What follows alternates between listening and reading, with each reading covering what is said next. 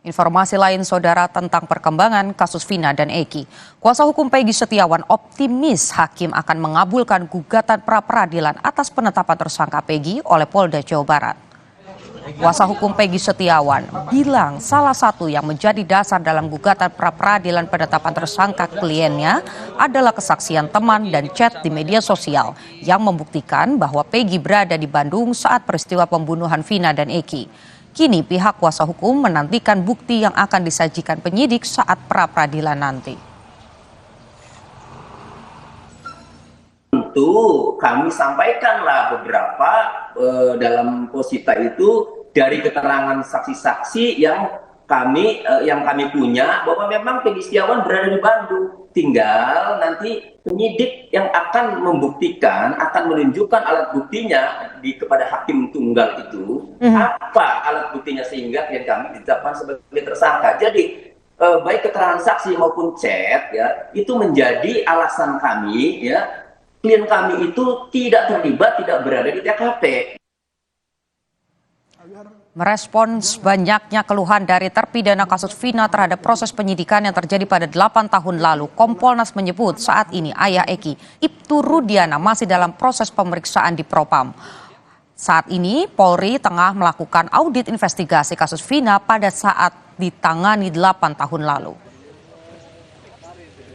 Ini memang telah memandang perlu dilakukannya audit investigatif terhadap penyidikan 8 tahun yang lalu itu agar menjelaskan akuntabilitas, profesionalitas pada saat itu karena ada keluhan-keluhan dari para terpidana pada saat itu terutama pada saat ditangani di Polresta Cirebon.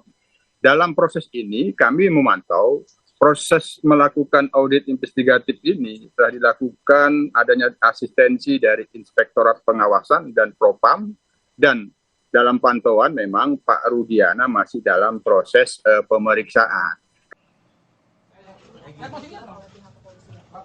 Pasca polisi menyita akun Facebook milik tersangka kasus pembunuhan Vina dan Eki, Peggy Setiawan, satu persatu teman Peggy di lini masa media sosial juga turut diperiksa. Salah satu yang diperiksa adalah Nurul Iman dan Dede Kurniawan. Keduanya diperiksa untuk mengungkap aktivitas Peggy Setiawan di media sosial dan kaitannya dengan kasus pembunuhan Vina dan Eki. Sementara itu, saksi Liga Akbar kembali menceritakan kesaksian bahwa beberapa hari pasca kematian Eki dan Vina, ayah Eki, Ibtu Rudiana, menelpon dirinya. Rudiana juga menjemput dan mengajak Liga Akbar berbincang di dalam mobil. Usai bertemu ayah Eki, Liga Akbar dijemput polisi untuk membuat BAP. Foto tersangka tersebar di 2 hari atau lebih dari seminggu lah. Bapak almarhum Eki minta ngobrol personal 4 mata, yang ngobrol biasa. Dengan cara telepon dan bertemu di mobil.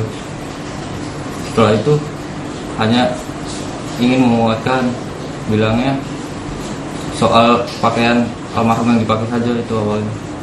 Setelah bertemu dengan bapaknya almarhum itu 3 hari atau 4 hari gitu. Dijemput di rumah, nggak tahu, saya hanya ngobrol-ngobrol saja, nggak tahunya suruh ikut terus buat BAP. Ada suratnya nggak sebelumnya? Nggak ada, Pak. Surat pemeriksaan Dari rekan bapaknya. Surat pemeriksaan nggak ada. Nggak ada. Terus diperiksa di mana? Di Polres Cirebon Kota. Menanggapi adanya tuduhan kesalahan prosedur yang diduga dilakukan oleh ayah Eki, Ibtu Rudiana, Kabid Humas Polda Jabar bilang penyidik sudah memeriksa Rudiana sebagai pelapor.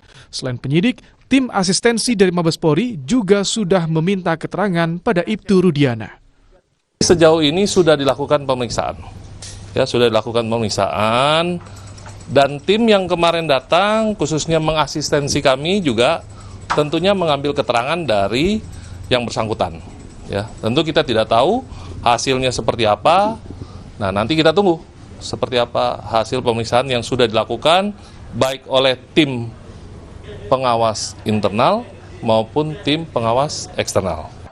Proses penegakan hukum terhadap kasus pembunuhan Vina dan Eki tengah berjalan di Polda Jawa Barat. Sedangkan gugatan pra-peradilan atas penetapan tersangka Peggy Setiawan kini juga sudah diterima Pengadilan Negeri Bandung dan akan mulai disidangkan pada 24 Juni 2024. Tim Liputan, Kompas TV.